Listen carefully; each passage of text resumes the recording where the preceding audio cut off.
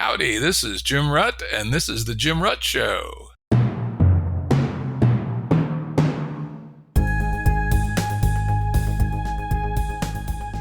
Listeners have asked us to provide pointers to some of the resources we talk about on the show.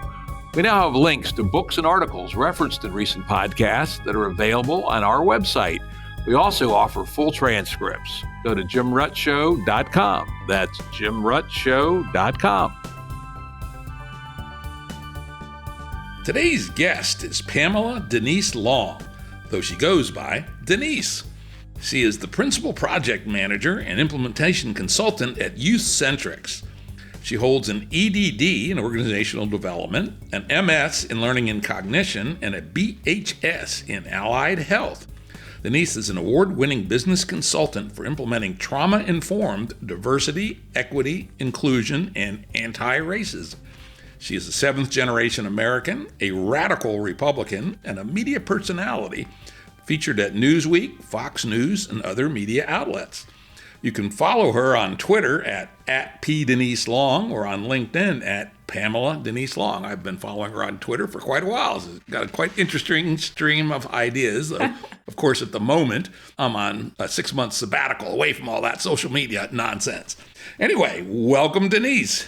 Hi, Jim. It's good to be with you again. I'm so glad you follow me on Twitter. It's going to be an interesting 10, 11 weeks at this point before Election Day.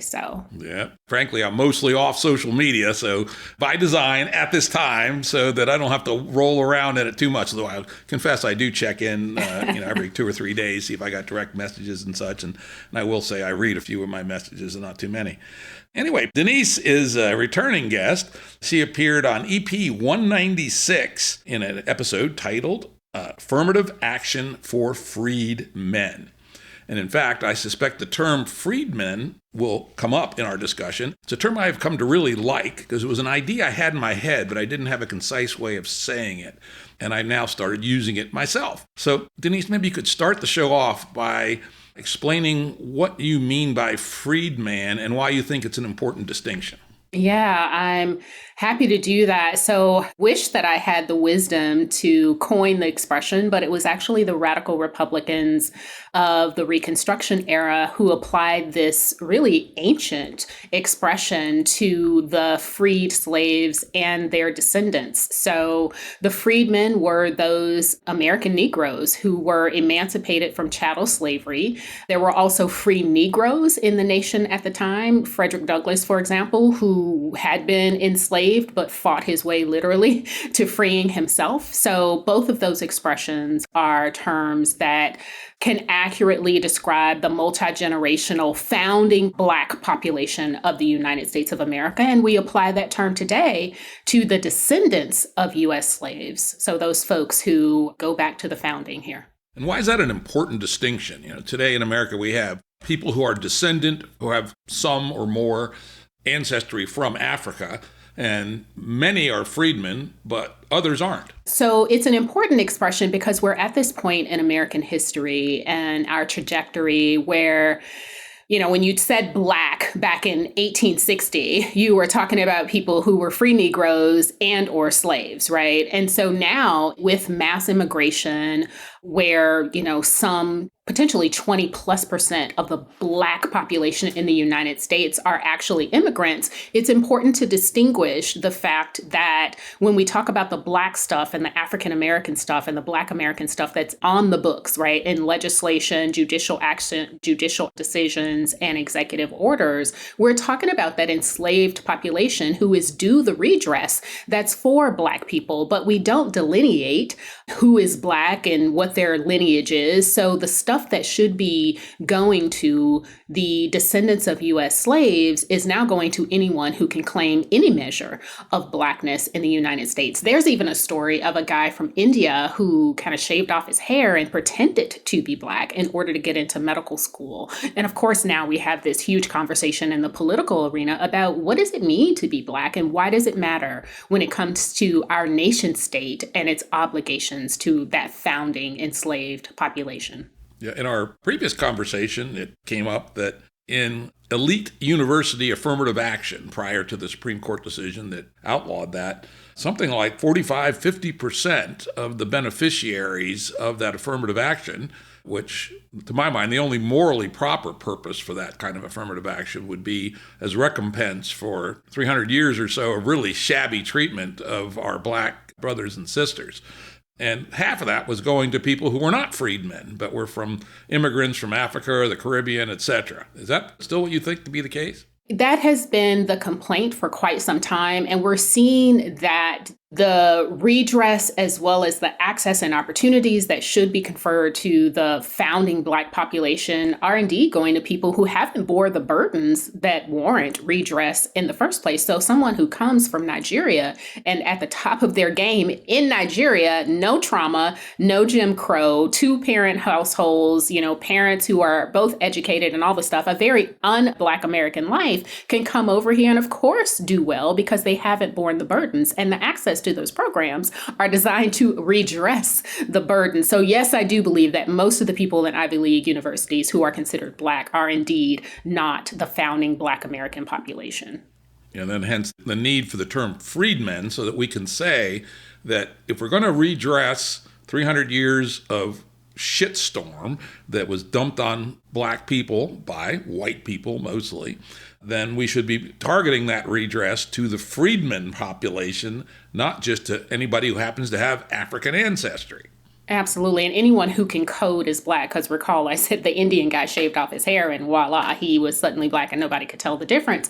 And it's really important, Jim, when we get into the politics of this as well, people talk about small government and how, affirmative action and civil rights was supposed to fix everything. Well, the reality is in 1965, the Hart-Celler Immigration Act opened our borders and removed country quotas to the point where anybody could come into the United States. And what we've seen as a result of that is that the freedmen population, again, that founding Black population who not only endured the 246 years of enslavement, but also the 100 years of Jim Crow that followed, we have been displaced in terms of political power, but also have been erased, where anyone who looks Black, who codes as Black, can put on our ethnicity and get the redress that we deserve.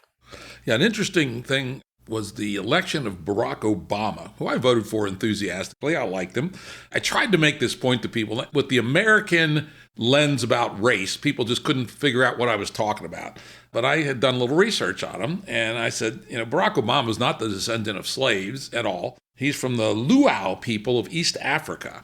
And people don't realize how big Africa is and how old it is. It's the cradle of humanity. Humanity goes back there. There's more diversity in Africa than there is in the rest of the world put together. People in Africa are very, very different. People in southern Africa from Namibia are way more different from the people of Senegal than the people of Sicily are from the people of Norway. And most Americans don't know that. They say, Africa, Black. Right. But anyway, I was trying to educate people, and I pointed out to them that Obama is from the Luau people who are Nilotic. They're the tall, skinny herdsmen that you see, the Maasai warrior types. Mm-hmm. They're all up and down the whole Rift Valley of East Africa. Kenya in particular. Yeah, in Kenya. He's referred to himself as the first Kenyan American president, and that would be a true description because his mother is actually a white American. From the Midwest, right? And the other thing I point out, the irony of all this, again, lost on most Americans, is that the Luau people are Nilotic, one of the big subdivisions of African ethnicity, while 99% of freedmen are Bantu. And the Bantu and the Nilotic have been at the most extreme war for 1,000 years. And it's even has a parallel in the biblical story of Cain and Abel, which I'll get to in a minute. The Nilotic peoples, until very recently, and still many of them are herdsmen. They have cattle, they have sheep, they have goats, etc., and they're herders. Well, the Bantu people, also very interesting, they independently invented iron. About 1,100 years ago, they come up with a new technique to make iron that was not the same as how iron was made in Europe or in Asia.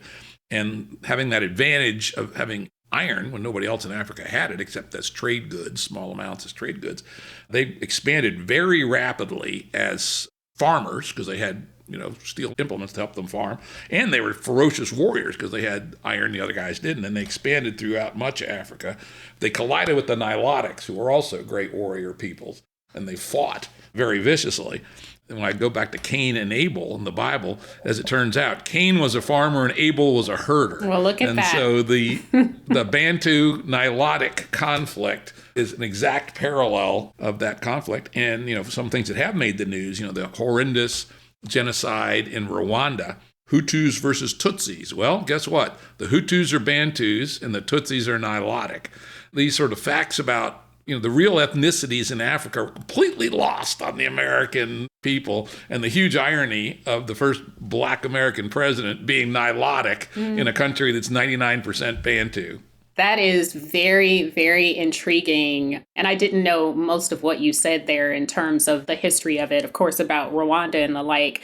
I think this is supposed to be the age of truth, is it not? Where the things that have been obscured and shrouded are supposed to be revealed. And I'm seeing so much of that happening, and I'm here for it. I think we have so many illusions about what has been and what is, and it's time for us to get clear. And in this particular case, it's an oversimplification, right? Your ancestries came from Africa, however they came here and whenever they came here. Interesting point about your Nigerians, for instance. Right. They're now about the richest immigrant and best educated immigrant group in the United States. Like 70% are college grads. And they're a very elite population. And, the idea of them getting redress programs that were supposed to be aimed at people who went through slavery and Jim Crow and discrimination even thereafter, it's just makes no sense just because they happen to be from Africa. Well, and it also makes no sense considering when you talk about where the slave ships were filled, we're talking about Nigeria. So there was this infamous at this point, I think, op-ed for the New York Times or WAPO, New Yorker, I can't remember which news magazine it was for, that was titled, My Rich or Infamous Slave Trading Nigerian Grandfather. So it's insane that the descendants of slave traders would come to the United States, right, of African slave traders would come to the United States and reap the benefits of the descendants of the people that they traded into slavery. I hadn't thought about that point. That makes the point even stronger, doesn't it? Yes, it does. Yes, it does. Well, so anyway, with all that as background, the reason I reached out to Denise is I thought you'd have something to say about the, looks like Sherlock nomination of Kamala Harris. What is your reaction to that event in the news?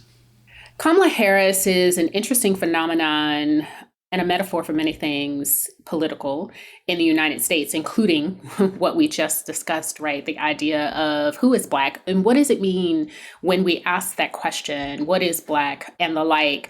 And from the political standpoint, I am not surprised and had been saying for a while that Biden would actually step down.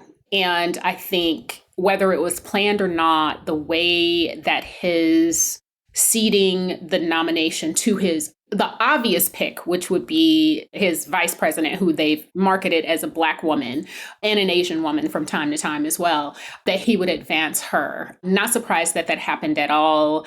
Wise timing from a political perspective on actually making the announcement after Donald Trump. They'd already had the RNC. Trump had already picked his vice president. Brilliant strategy on whose ever part, if it was strategy, as strategic to do it in that timing. In regard to Kamala Harris, though, and there's this whole tutorial on how to say her name, right? She reminds me so much of Barack Obama in that both of her parents were immigrants. She was first generation, born in the United States. She has citizenship through the Freedmen's 14th Amendment birthright citizenship. Original case law had made it clear that the 14th Amendment was about free Negroes, freedmen, and their descendants, not white people, not other people who tried to get protections through the 14th Amendment, but that's how she has it. So she's an anchor baby, is how we categorize that in reality, being that having a child born in the territories of the United States anchors the child and thus their parents to the United States and his access. She's like Obama in that she has a very international sort of upbringing, which is very not Black American, right? So she spent a good amount of time in India with her mother. She grew up from, I think, age 12 through high school in Canada. She speaks French fluently. She was in Montreal. And she was from a family that was pretty well to do, right? I think her dad's an economist and her mom was a scientist that was recruited to Canada from India. So just an intriguing and very parallel, very similar upbringing to Barack Obama. And the question is Kamala Harris Black in the sense that we talk about being Black in the United States of America? And this is where distinctions are useful. I mean, clearly she's Black. If by Black you mean you have a significant percentage of ancestry that came from Africa. I mean, it appears about half. Is that clear? If you want to use the word Black, I think that's how most people use it. But most people don't have the distinction between the freedmen and the bigger circle of all people of African ancestry, and then a subset being those who are descendant from American slaves. So I don't know what term I would use for the broader package. Well, there's certainly a term, I think Black is it, but we confused freedmen and Black. That's the problem here. At least that's my take on it. I think there are two things that are happening. So one, when we say racially Black and we talk about a lot, right? So I'm super mindful of the context in which we're having this conversation, right? The fact that I'm a Black American woman, 7th gen, and you're a white guy, right? And we're talking about this woman who her race is being questioned. And what does it mean to be Black? I don't know that Kamala has a lot, air quotes, of African ancestry. Her dad is Indo-Jamaican. And so what is his family history? How much Jamaican, actual Jamaican, does he have in his line? I don't think he is an actual Rastafari. He's not, right? He's Indo-Jamaican. Okay. I had not done that last bit of research. It's news to me. That's useful information. Yeah. So Kamala is more Indian than she is Jamaican. And even with that Jamaican, is that Black Jamaican, Rasta Jamaican? Or is that because I was born in Jamaica, I'm Jamaican? It's like Elon Musk being the richest African American, right? Hello, right, something like that. Yeah, exactly that, because no. On the other hand, it is pretty clear that Kamala chose to identify as Black from a relatively young age. And she did go to Howard University, kind of the Harvard of the historical Black colleges and universities. So I do think, what's your reaction to the fact that she has taken some serious life actions to identify with the Black part of her heritage, whatever percentage it happens to be? I don't begrudge a person wanting to find their racial identity and what it means, right? So we have to realize, I don't remember exactly how old Kamala is, but she's 59, at least. It is. Yeah. So she's many years older than I am. I don't begrudge her wanting to hang with Black people because we're amazing. But I also, and I think at the time where she was coming of age, the concepts about racial identity and, again, what it means to be Black and who is Black and what does it mean when you're biracial and you don't quite fit in, because she doesn't look like a white woman, right? Even though her mother's birth certificate or whatever says white or whatever.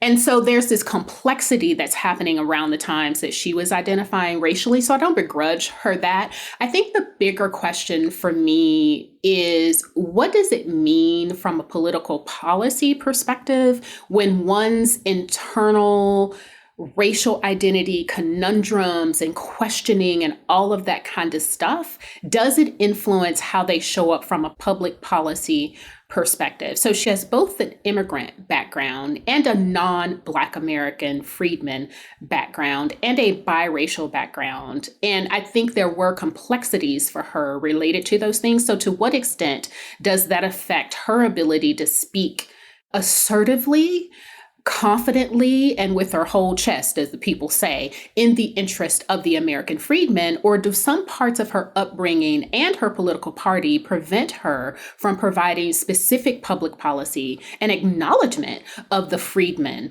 and the nation's obligations to us? Because she's fumbled bad when she was running for president when asked about reparation, for example, and a few other things. All right, well, you give us your thoughts about all that. When she was being interviewed by the Griot, they asked her, what are your thoughts on reparations? She went into, as Democrats often do, this whole litany of the history of, well, we had 246 years of slavery, followed by 100 years of Jim Crow, followed by lynching and yada, yada, yada, all the things, right, that we learned in fifth grade social studies.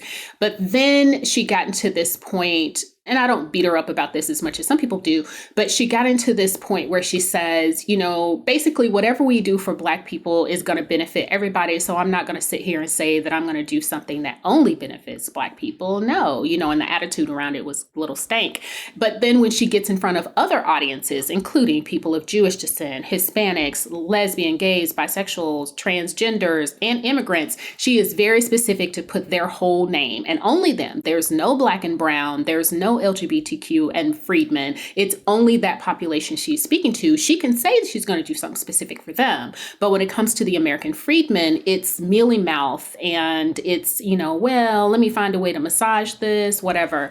And the Black American community has taken great exception to her unwillingness, inability to speak directly to the freedmen about public policy redress. And I think that's one of the reasons why there are some people, you're not on social media, so you maybe haven't seen this trend, but there are Black folk who are taking pictures of themselves saying, I am a Black American man or Black American woman, a descendant of U.S. slaves, and I'm never going to vote for Kamala Harris because specifically of that type of video that she put out. And also, I don't know if you remember this, but there was a mass shooting at, I believe it was a workplace involving Asian Americans right after Biden and Harris were elected. And both Biden and Harris showed up to that environment, and her Asian Americanness was emphasized at that point in time. So there's this thing that they do where she's Asian sometimes, and then she's Black when she needs to be, that I think has become offensive to the Black American community because it feels like usury of Black race and cosplaying, as the people like to say, putting on our ethnicity in order to use and leverage our ethnicity rather than serving us and our interests.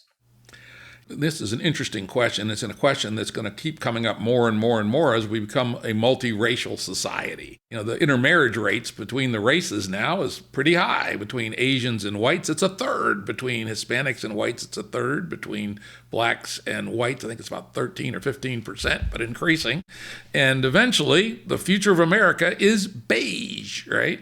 And, this ability for anyone to say that they're purebred anything will be fairly much a thing of the past, just as, I love to point this out, people forget this or don't know because they're too young, God damn it. I'm old enough that my father could, I'm an old dude, I'm 70. I heard this from my father who grew up in inner city Paterson, New Jersey, when it was a patchwork of ethnicities. He was in the Irish neighborhood, and there was an Italian neighborhood, and there was a Greek neighborhood. And he said, literally, you could get your ass kicked by being in the wrong neighborhood at the wrong time by other white people. Right. And my crotchety old grandmother banned her son from her house for 20 years for marrying an Italian woman, even though she was a good Catholic, just like Granny was, but an Italian, right? And today, the white people are all so mixed up. The idea of getting your ass kicked because you're in an Italian neighborhood instead of an Irish neighborhood is like laughable. And I foresee the day when that will be the case with race in America, that everybody will be a bit of this and a bit of that. And just like white people sit around and occasionally will talk about their ancestry. Mine's totally mixed up. It's Irish, German, Polish, Norwegian, English, Scottish, and 1% that no one quite knows what the hell it is. And we'll all be that way, but it'll be race instead of ethnicity. And so maybe what she's going through is just the first stages of this beigeification of America, and maybe we should have more sympathy for her. Well, I don't really know how to address that. Here's what I would say is most Black Americans, when I say Black American, I'm talking about freedmen, the descendants of U.S. slaves, are already mixed. I mean, I have 13% European DNA, right? And I know that I have some European ancestors. I also have Native American ancestry proven by family records, but also by, genetics, even Korean, right? And a few other things as well. So we've always been mixed up and we've always known about that mixing. And really what it gets down to is we're not necessarily focusing on you're not us, right? And we don't like you because you're not us. What we're really talking about is when it is about fairness and equity and the delivery of the nation's obligations to the proper people to whom they should go. It's really about resources. That's it and that's all. We have embraced people, the Black American community have embraced people of all races and all ethnicities. But when it gets down to the politics of public policy and access to an opportunity, there are only so many positions at universities, right? There are only so many jobs that are being offered. It's really getting down to a competition of resources for people who shouldn't be competing with the Negro freedmen anyway in the first place. That's the state of play today, but we're in a transition period where come back in 100 years and we'll all be all mixed up. And will it even make sense to say that someone is a freedman when they're, let's say, a quarter or an eighth of freedman ancestry? Catch me in 100 years, because right now I have been here again 7+ generations since the 1700s. And as far as I can tell from the paperwork, I don't have any immigrant ancestry that is not white. So I have white ancestors, but that is it. And there are only a few of them. So in 100 years, if we focus on fully delivering on the post-Civil War social contract and affirmative action as John F. Kennedy originally intended it in 1960, we will be further along in our nation. And maybe we won't need to look at lineage, but if we do, then we still should. If we do need it, we should use it. And I'd love to see lineage take a more forward seat for the next 100 years. Maybe we can get further along. Okay. Another thing I'm going to ask you, this is kind of interesting. When you look at the people of African ancestry who have risen to top positions, a surprisingly high percentage of them are non-freedmen. And I think of Harris, Obama, and Colin Powell as three examples. Of course, there's also been a number of people of freedmen ancestry. Doug Wilder here in our state of Virginia, first Black governor. Condoleezza Rice, first woman Secretary of State. And of course, one of my heroes, Clarence Thomas. I've read his memoirs, and it's an amazingly invigorating story about someone who overcame deep deprivation to rise to one of the highest positions in America. What is it you think about? Why is that seeming differential that versus 20% of the population? In fact, when they were coming up, it might have been 10% of the population, yet so many more of these people of non-freedmen background seem to reach the highest levels in our society. Yeah, no, this is a great question. I think a couple of things, and let me try to remember the two of them, or try to keep my mind focused on the two of them. One, I think it's the times in which we're living in the 1900s where we started to count such things about the first. And that's when immigration became a thing. No Black people, right, or people who looked African were migrating to the United States prior to 1900 because slavery was happening. Wasn't nobody trying to willingly get into that, right? And so when you look at that, when you break that out and look at the first, right, what you'll see is there were quite a few. The Republican Party, for example, and the elected officials who came out of slavery, who became elected officials in the United States in the Republican Party, there were plenty of freedmen, literal freedmen, right, who were slaves, but then became elected officials, and free Negroes who were actual first in that way. When you think about Frederick Douglass and the like, when you look at the 1900s, where people, and this has come out where Robin DiAngelo actually said this, and I just tweeted about it, she made it very clear that she found even within herself that she preferred interacting with immigrants because there was no sense of animus there. They hadn't had any national entanglements, racial entanglements, where you're wondering, does this person like white people? Do they have a resentment toward me? That kind of stuff. So there's a tension between Black Americans and white Americans that I think sometimes white people prefer prefer immigrants, and immigrants come with a freer spirit, right? They don't have all the baggage that we have because the problems that present the relational issues haven't been fully addressed. So what we've been calling for in the Black American community is, I'm not interested, and I don't know any Black people who are interested in hating white people, who are interested in holding resentments to our countrymen. What we would like is for white people to acknowledge the reality of not just the history, but also the ways in which those things still exist, those problems still exist, and get about the business of actually ameliorating them, get about the business of addressing them. So to your point, in 100 years, not needing to look at lineage, maybe we'll get there if we get real about where we've been and where we currently are as well. Makes sense. Now, let's talk about a person who's a blend of the two. Hakeem Jeffries, the first person of African ancestry to be minority leader, and if his party wins the majority, Speaker of the House. I did look him up. Hakeem Jeffries, curious name. He's 3/4 Freedmen ancestry and 1/4 Cape Verde Island ancestry, which is an island right off the coast of Africa, settled by African peoples. What does your lens say about Hakeem Jeffries? I've seen some of what Hakeem Jeffries has stated and put out, and I've seen some of his speeches and the like. I don't begrudge a person for their ancestry. I think the question for me becomes, do you, or Wes Moore, for example, who's also well-respected, very, very charismatic speaker, really focused on changing outcomes in Baltimore and in Maryland for Black people, broadly speaking, does any part of someone who is bi-ethnic or multi-ethnic when it comes to Black, being Black or of African descent, does any part of their bi-ethnicity or their multi-ethnicity prevent them from acknowledging and redressing the obligations owed to the freedmen? If any part of your history, your social network, your family keeps you from acknowledging the fact that the descendants of U.S. slaves are in the United States and still have obligations owed to us, then you're a problem, not because I begrudge your ethnicity, but because your ethnicity and your loyalty to your immigrant class prevents you from redressing the very people whose legacy made it possible for you to be here and have those accolades that you just mentioned, the first of this and the first of that. Got it. All right. Well, let's move towards the obvious punchline here. Are you going to vote for Kamala? So here is what I have stated. I have literally advocated with the Trump campaign directly. I'd shared information with stakeholders in DeSantis's campaign and even pushed for the same kind of information to the Biden-Harris campaign.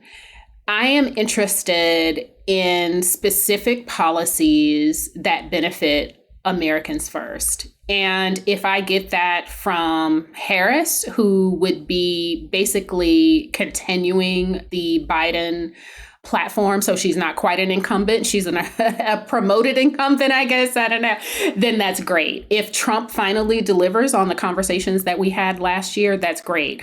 If not, I'm open. I'm even open to voting for Robert Kennedy. Do I think he stands a chance of actually winning numerically?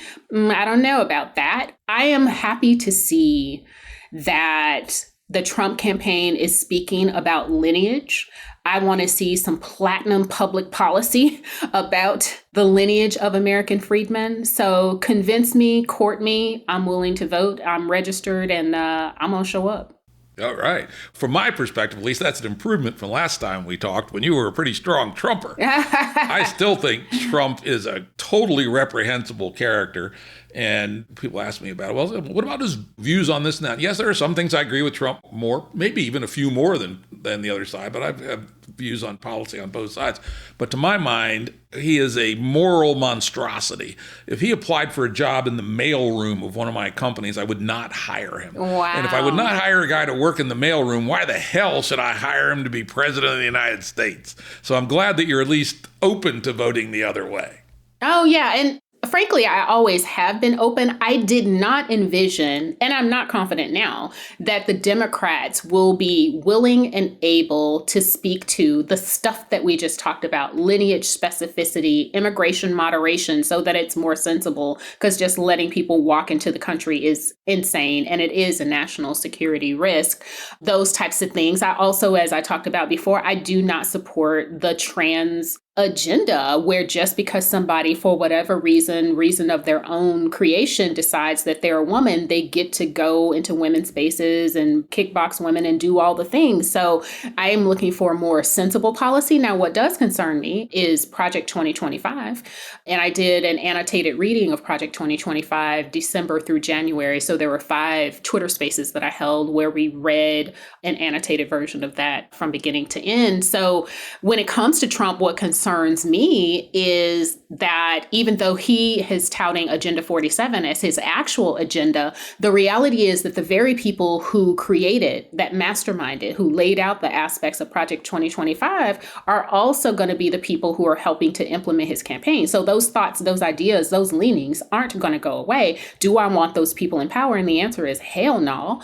And then in addition to that, I am concerned about Trump appointing so-called conservative, who I call Confederate, judges. What I do not need is people on the bench who are going to undermine the legacy of the descendants of U.S. slaves, like John Roberts saying, for example, we no longer need the Voting Rights Act and whatnot for, Southern states to submit their changes to election law to the federal government because states' rights have always been geared toward undermining civil rights for Negroes. So Trump has a long way to go to convince me to vote for him. And so far, he's failing at that because of his own words. So maybe it's the lesser of two evils for me this election. Well, I'm glad to hear that. I do remember you were quite strong for Trump last time we chatted. And I was going, she seems like a smart lady, but how come she can't see through that turd? When did we have our last conversation, Jim? August 24th, 2023. August 24th, 2023, I was literally in conversation with the Trump campaign, and they were very open to what I was saying. And I have been saying the same thing: the 3-point plan to unite America, relaunching the Freedmen's Bureau, immigration moderation, making sure that our education system produces citizens who can make the poetry on paper real life ethos and milieu of the nation. They aren't doing that now. And in his own words, he's convinced me that they're not going to. I mean, he could change his mind because Kamala Harris has thrown a whole wrench in their whole plan. But, it's one thing to promise it. It's another thing to actually deliver. Got it. That's very well said, right? Because we know politicians are great at promising things. Yeah, absolutely. Not so good at delivering. We have, at least in my lifetime now, 60 years of politicians saying one thing and doing another. All right, any final thoughts? Yeah, one of the things I've been delighted about, Jim, and I'm so glad we had this conversation, is there was a poll that just came out where it showed that there's been a change in just a few months that Black Americans, an increasing number of Black Americans, plan to actually show up to the polls and vote. It increased from like 58% to like 74%. I'm thrilled to see that. I think every American needs to be registered to vote, and every American needs to show up and decide actively, who do you want to lead our nation at this critical time in national security and evolution of, are we going to be a united states? Are we going to be a united nation? Or are we going to continue to let the extremists on the left and the right derail the evolution of our country? So I'd love to talk to you again after the election. I'm sure there'll be a lot to say. All righty. Well, I want to thank Pamela Denise Long for yet another extremely interesting conversation. And let's book that. Let's have a conversation sometime after the election and get your thoughts on what happened. And I also want to find out who you actually voted for. And I will tell you for sure. Let's do it. All righty. Audio production and editing by Andrew Blevins Productions. Music by Tom Muller at modernspacemusic.com.